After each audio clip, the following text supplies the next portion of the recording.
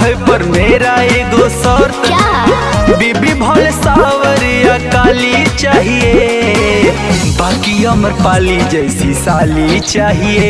अच्छा? बाकी अमर पाली जैसी साली चाहिए। अच्छा।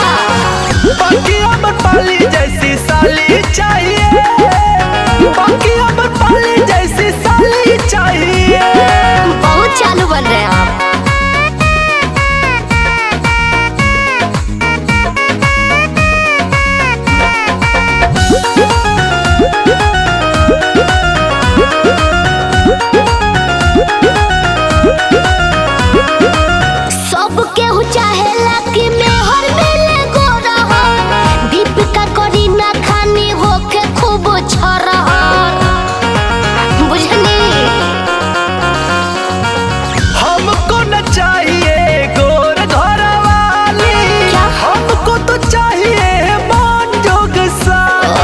मेरा ये डिमांड है, खुद पे ना कमांड है।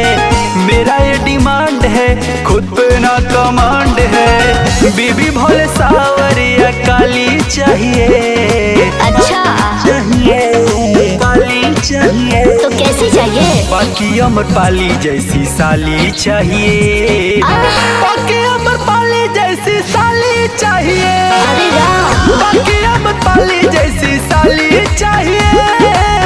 बाकी अमर पाली जैसी साली चाहिए।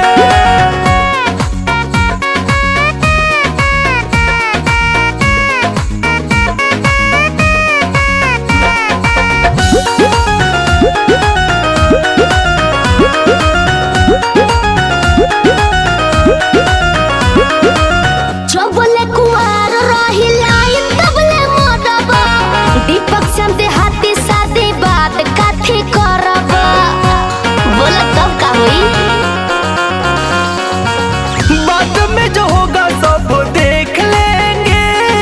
अच्छा। अब तक आँख अपन सेक लेंगे। अरे बाप। भाभी बतिया मान लो, कह रहा हूँ जान लो। ठीक है। भाभी बतिया मान लो, कह रहा हूँ जान लो। बीबी भोले सावरिया काली चाहिए। ऐसा बात है। चाहिए, काली चाहिए। बाकी अमर पाली जैसी साली चाहिए। बाकी अमर पाली जैसी अच्छा। बाकी अमर पाली जैसी साली चाहिए।